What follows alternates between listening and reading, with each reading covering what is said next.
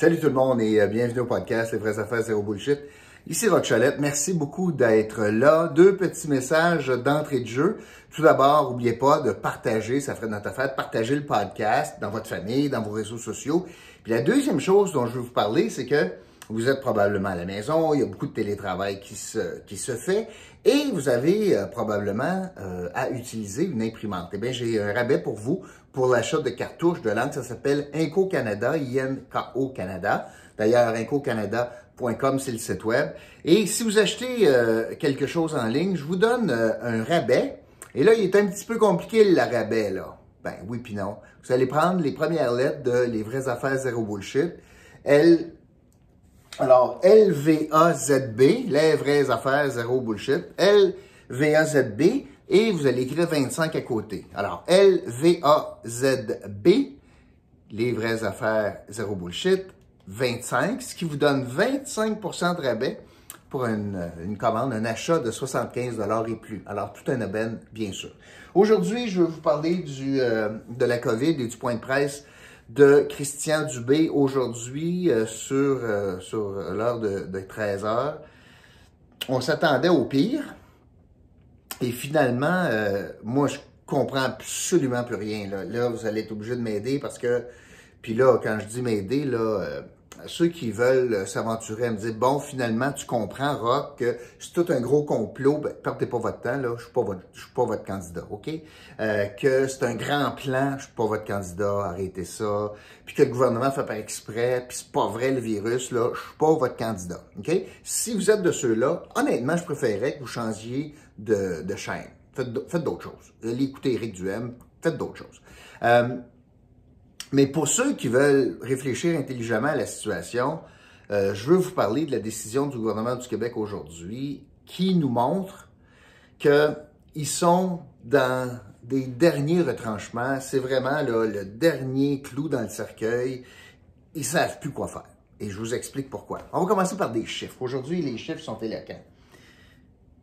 12 800 cas de plus qu'hier.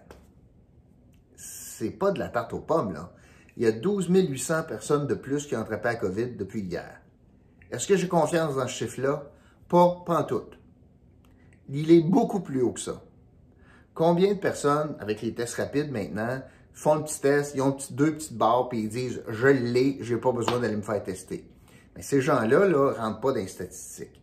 Combien de monde disent « Bon, j'ai été en contact avec mon beau-frère à Noël, il l'avait, mon écoule, je vais présumer que je l'ai. » Puis je n'irai pas faire le file. De toute façon, il n'y a plus de place pour se faire tester. C'est compliqué. Je suis obligé de faire la file dehors. J'y vais pas. Combien de gens sont comme ça? Alors, d'après moi, c'est beaucoup plus que le 12 800. L'autre chiffre excessivement inquiétant, c'est le chiffre de 702. Il y a 702 personnes hospitalisées. Pourquoi c'est inquiétant? Parce que c'est le chiffre important. Il peut bien être 22 000 de contaminés, mais si on garde les hospitalisations à un niveau raisonnable, on peut s'en sortir. Le problème ici, là, c'est que ça monte de façon importante. Et là, à 702, on est tout près de la limite de 825 lits dédiés à la COVID. Et si on le dépasse, on va être obligé de délester encore davantage d'actes médicaux dans d'autres domaines. Parmi les autres chiffres importants, c'est que la progression de la contamination, c'est fulgurant, là. On avait 1200 cas le 6 décembre. Alors, entre le 5 et le 6, il y avait 1200 cas en début décembre. On est rendu à 12 000. C'est 10 fois plus en 20 jours, à peu près. Fait qu'en 20 jours, j'ai augmenté de 10 fois, j'ai un multiple de 10 sur le nombre de cas au Québec. Puis, il y a un lien entre ces cas et les hospitalisations. Par contre, à ce niveau-là, je dois vous dire que ce que M. Dubé nous disait aujourd'hui, toujours pour parler de chiffres, le ratio cas-hospitalisation pour le variant Delta, c'est que pour chaque 4 cas, il y avait une hospitalisation avec le Delta. Fait que c'est beaucoup, là. 1 par 4. L'Omicron semble, les chiffres semblent dire 1 pour 10. Pour 10 cas, j'ai une hospitalisation. Alors, il est 2,5 fois moins grave, mais à cause du volume, c'est bien du monde pareil à l'hôpital. Et là, le gouvernement, c'est de cela qu'il a peur. Aujourd'hui, les annonces, il y en a qui s'attendaient à un confinement, c'est pas arrivé. Il y en a qui s'attendaient à un resserrement des mesures de rassemblement, c'est pas arrivé.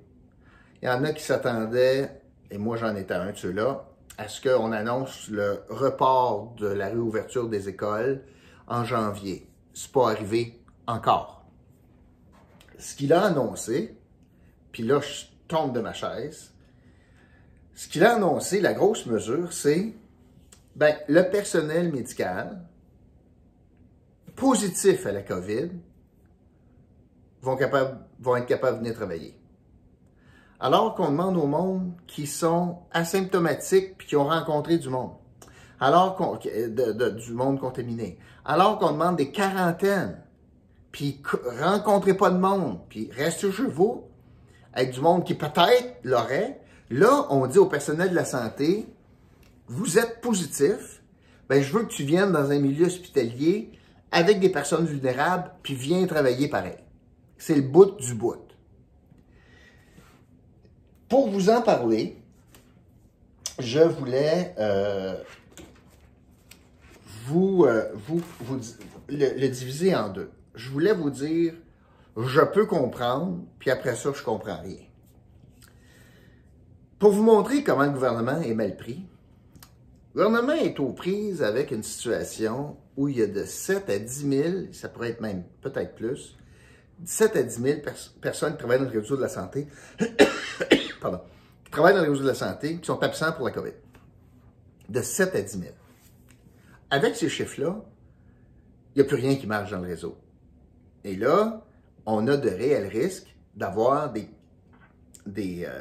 pénuries, no kidding, mais aussi des bris de service dans toutes sortes d'affaires. Alors, le gouvernement est confronté à la question suivante. OK, le cardiologue, il est malade, il a la COVID. OK. On lui dit, tu ne rentres pas pour 10 jours. Pendant ce temps-là, il n'y a plus de cardiologue à l'hôpital. Alors lui, en restant chez lui, combien de décès ça va m'occasionner? Combien de monde vont être pris avec une pénurie de soins, un bris de service? Et là, le gouvernement est confronté à de graves décisions, la balance des inconvénients. Puis là, il est arrivé à la conclusion qu'avec un nombre aussi important, entre 7 et 10 000, peut-être ça vaudrait mieux la peine de dire, rentre pareil, puis considérant que c'est peut-être un petit peu moins grave, pogné au micron, j'ai moins d'hospitalisation, au pire, tu vas sauver du monde avec des problèmes de cœur, même si une coupe l'attrape à cause de toi, mais ça va être moins pire, parce que les problèmes de cœur vont pas mal mourir. Alors, on est là-dedans. Là. Imaginez comment le gouvernement, ça doit être difficile d'arriver à une décision comme celle-là. Alors, je peux les comprendre, qui sont dans les derniers retranchements, ça craque de partout, puis là, ils voient le réseau avec, déjà, en partant, même quand tout le monde est là, il manque de monde, imagine, il en manque de 7 à 10 000. Alors, là, ils sont confrontés à dire, qu'est-ce qu'on fait? Et là, ils prennent la décision de ramener du monde malade. Ça va crier de partout, et là où j'arrive à, là, je comprends plus rien, imaginez le 180 degrés que le gouvernement du Québec a fait en quelques mois, en 3-4 mois. Rappelons-nous, à l'automne, le gouvernement dit au personnel de la santé, vous êtes bien mieux d'être vacciné, sans ça, je vous mets dehors. Quand ça arrive à la date, ouais, là, on va vous donner un autre mois. Là, ça arrive à la date, puis il dit, là, je suis pas capable, il va me manquer trop de monde. Mais là, pour justifier tout cela, M. Legault regardait les Québécois dans les yeux en leur disant, imaginez, là, ça n'a pas de bon sens qu'une personne malade, fragile, se ramasse à l'hôpital, puis il se fait soigner par quelqu'un, ou non, pas vacciné, ou non, qui a la COVID. Ça n'a pas de bon sens, on ne peut pas vivre ça, c'est pour ça que je force la vaccination. Mais imaginez, 3-4 mois plus tard, il n'est plus question d'avoir de la vaccination, puis là, tant qu'à ça, on peut bien faire des tests à tous les jours, mais ça va nous dire quoi? Ça va nous dire, oui, t'es malade, mais il faut que tu rentres travailler pareil. Fait que là, on est rendu là, dans la situation où le gouvernement a choisi de dire, hey, j'ai oublié ça, la vaccination obligatoire pour le personnel de la santé, j'ai fait un 180 degrés, puis là, je dis au personnel de la santé, t'as fait à ta tête pas de problème. T'es malade de la COVID, pas de problème, tu vas rentrer travailler pareil parce qu'il m'en manque tellement. Surtout, cette notion-là, parce que M. Dubé a dit un chiffre rapidement, mais il l'a dit quand même aujourd'hui, quand même, parmi les 12 000 personnes, nouvelles personnes aujourd'hui, qui ont la COVID, ce qu'il dit, M. Dubé, c'est qu'il y en a 8 000 de ceux-là que c'est du monde non vacciné. Hey, 8 000, 67 67 du total du 12 000 nouvelles personnes malades, nouveaux cas, et il y en a 67 c'est du monde pas vacciné. Alors, on a une situation que le gouvernement, pour annoncer ça, il faut vraiment qu'il soit pogné. Parce que là, si on ne fait pas ça, le gouvernement est aux prises avec l'obligation, s'il manque 10 000 personnes, d'arriver au niveau 4 de délestage, ce qui est le pire niveau, puis essentiellement, tu gardes juste les soins aigus. Tout le reste, oublie ça, il n'y a pas assez de monde. Fait que des soins pour le cancer, c'est pas grave. Tu sais, il y a beaucoup de soins qui vont passer de deuxième. Puis toi, tu as une jambe cassée, excuse-moi, tu reviendras, puis voyons donc, là. Ça, c'est le vrai effet collatéral. Puis c'est ça que j'essaie de dire, moi, depuis plusieurs semaines. Il y a les cas COVID, mais il y a l'effet des cas COVID.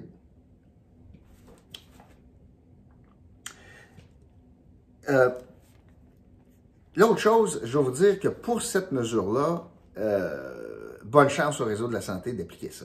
Je ne sais pas comment on va faire pour dire à quelqu'un qui est malade, ben je veux que tu rentres pareil. Premièrement, quelqu'un qui est malade peut dire, une infirmière ou un médecin, je ne suis pas capable de travailler, je suis malade comme un chien. Ça doit être difficile de forcer cette personne-là. Là, l'autre va lever la main et dire, ben moi je l'ai, mais je pourrais travailler. Encore faut-il que la personne dise ça. Continuons la logique. Maintenant qu'on sait ça, moi, demain matin, je rentre à l'hôpital pour j'ai un appendicite. Est-ce que j'aurais le droit de poser la question, êtes-vous vacciné au médecin traitant? Je vais parler du médecin. Est-ce que comme patient, je pourrais dire, êtes-vous vacciné, puis avez-vous la COVID? Puis moi, je ne veux pas être soigné par vous. J'ai-tu le droit de choisir ça? Est-ce que ça va jusque-là? Ou est-ce qu'ils vont me dire, ben, si c'est pas moi qui soigne, tu t'arrangeras. On est-tu rendu là? Imaginez tous les problèmes que ça nous amène. Et là, est-ce qu'on va continuer les 3 tests par semaine pour les gens non vaccinés? Ça va vouloir dire quoi? Est-ce que là, ça prend du matériel de protection correct, mais quand même? En tout cas, aujourd'hui, je pense que c'est un cri de désespoir que le gouvernement a lancé. Écoute, quand tu es rendu à dire « je vais prendre du monde infecté », alors que partout dans la société, on demande « limitez vos contacts », là, je prends la personne infectée, puis je dis « viens-t'en dans un milieu précaire pour travailler ». Il faut être mal pris. L'autre, je vous disais qu'il y a des affaires que je ne comprends plus aujourd'hui. Je veux vous parler des tests rapides. Moi, j'en ai pas, là. Ben du monde autour de moi en ont eu. Puis quand je lis la presse ce matin, je suis plus capable de me retrouver là-dedans. Alors, je vous donne des exemples. On nous a dit, au Québec, puis peut-être que je me trompe, mais il me semble qu'on nous a dit au Québec, là, ça prend des symptômes pour utiliser le test rapide. Dans plein d'autres provinces, ils disent exactement l'inverse. Non, non, non. Faites le test sans symptômes. Au Québec, on a dit le vaccin n'a pas d'effet. Alors que d'autres provinces disent c'est pas impossible que le vaccin te donne un positif, c'est pour ça qu'il faut aller faire un test PCR après. Le test rapide, il n'est pas utilisé conformément et de la même manière partout au Canada. Ça dépend des provinces. Comme si la science, derrière le test, changeait quand tu traverses le pont des Chaudières. Évidemment, ce n'est pas le cas. Mais comment est-ce qu'on peut se fier? Moi, je ne serais même pas, je suis ça tous les jours, là, je ne serais pas capable de savoir, présentement, la meilleure directive possible au Québec, c'est-tu, fais le test, seulement si tu as des symptômes, Fais le test si tu n'en as pas de symptômes, mais tu vas aller voir grand-papa. Fais le test si tu as été en contact avec une personne qui a été déclarée positive. Puis là, isole-toi pendant 10 jours si tu es positif sur le test COVID rapide ou non, va-t'en, puis on va te donner un fast track pour faire un PCR. En tout cas, je pense que les tests rapides, c'est le bordel. Le fait qu'il en manque, c'est inadmissible, alors que le Canada n'arrête pas de dire on en a. Il y a, semble-t-il, qu'il y a 10 millions de tests qui sont entrés au Canada, au Québec depuis le début novembre-décembre. 10 millions, puis on est 8 millions. Comment est-ce qu'on peut pas avoir de tests, puis ça fait des files dans les pharmacies? Je vous donne mon exemple à moi. Imaginez Jean Coutu, comment c'est le bordel. Sur le site, incapable d'avoir des tests. Moi, j'appelle pour un renouvellement d'une autre patente. Je suis en attente sur la ligne. Sur le message enregistré de Jean Coutu, ça me dit, si vous appelez pour un test COVID, raccrochez, vous devez le faire en ligne. Bon. Moi, je suis resté en ligne, c'était pas pour ça. Donc là, je parle à la madame. Bon, je veux renouveler une prescription, etc., etc. Puis je dis, juste, by the way, là, c'est bien ça, il faut aller en ligne pour le test COVID. Là. Vous savez, c'est difficile de faire ça. Là, la dame, elle me dit, oh non, c'est fini cette affaire-là. Ça marche pas le site. Non, on prend une liste d'attente au téléphone. Ben, c'est parce que vous avez un message enregistré qui me dit de pas faire ça. Ah, laissez faire ça, monsieur, on va vous mettre sur la liste d'attente. Fait que c'est le bordel. Moi, ma blonde, elle me dit, pourquoi le Québec n'a pas envoyé par la poste à toutes les adresses du Québec des tests COVID? Ça a bien du bon sens. Post Canada existe. On reçoit des dépliants, des députés. Fait que tout le monde, puis on a les adresses de tout le monde au Québec, on s'entend avec le directeur général des élections, etc., etc. On est dans une situation très, très difficile. Peut-être qu'on aurait pu dire, je vais mettre dans le poste des tests COVID pour toutes les adresses du Québec, puis au moins, on va en avoir un peu. Ben non, toi, fais la file, peut-être contaminée, rentre en pharmacie, parce que c'est ça que ça veut dire. Ça veut dire, quelqu'un qui a le nez qui coule, là, qui a un petit peu de mal de gorge, mais on est dans le temps de la grippe, il y a eu Noël, on a crié, bon, tu fais quoi? Là, ils disent, va-t'en en pharmacie, chercher ton test COVID, reviens chez vous, fais le test, ah non, je suis positif. Tu viens d'arriver de chez Jean Coutu, Chris! C'est le non-sens. Il y a tellement de contradictions, là, ça n'a plus de bon sens. Ça, c'est comme, honnêtement, puis on a tellement de discussions là-dessus, je ne comprends encore pas, vous allez dire, rock t'es nono, mais les règles sur les rassemblements. 6 et ou 2 bulles, le et ou, c'est là que je ne comprends plus rien. Est-ce que 6 célibataires peuvent se rencontrer? Oui? OK. 6 célibataires, parfait. L'histoire de 2 bulles, c'est quoi? C'est si t'es plus que 6. Fait qu'à 7, tu as le droit à 2 bulles seulement. 4 d'une famille, 3 de l'autre. À 7. Mais si tu étais 6, tu avais le droit à 6 bulles différentes. Comprenez-vous ça comme ça? 6 célibataires, on peut-tu se rencontrer? Puis l'histoire de 2 bulles, c'est si tu es plus que 6. Fait que ça voudrait dire là, que, rendu à 7, j'ai besoin juste de 2 bulles, mais à 6, j'en avais 6 bulles. Tu sais, après 6 bulles, je tombe à 2 bulles. Tu sais, ça marche pas, là. Un, c'est pas clair. 2, le monde s'en sac. On ne calcule plus de même. Puis l'autre affaire, dernière affaire. Directive de pas de voyage non essentiel, tu sais. Éviter tout voyage non essentiel, puis les menaces. Là, l'industrie du voyage est en train de planter encore, puis etc., etc. Les Canadiens jouent à Tampa ce soir. Là, regarde, là. Alors, je comprends que c'est le Canadien, puis c'est le CH, puis je comprends tout ça. Là. Mais la santé publique, là, la science, là, j'ai des gens de Montréal qui partent à Tampa, sont 20 d'une chambre de hockey, pas de masque. Ils ont voyagé ensemble dans l'avion, je gagerais ma chemise qui n'ont pas de masque. Ils ont voyagé ensemble dans les autobus, je gagerais ma chemise qui n'ont pas de masque.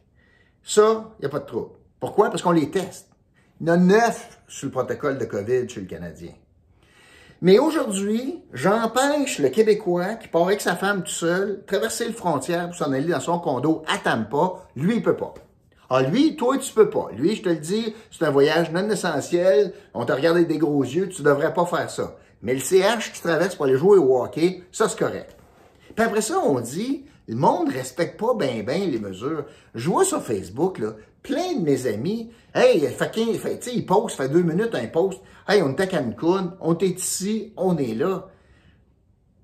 Mais, donc, dans le fond, on est l'artisan de notre propre malheur, si je comprends bien. Parce que là, on dit fuck that, c'est tellement compliqué, on fait à notre tête, puis on verra. Ben là, on verra, on est rendu à 12 000 cas, puis tout près de 800 hospitalisations, notre limite. Puis après ça, on va chialer quand on ne sera pas traité pour toutes sortes d'autres bobos.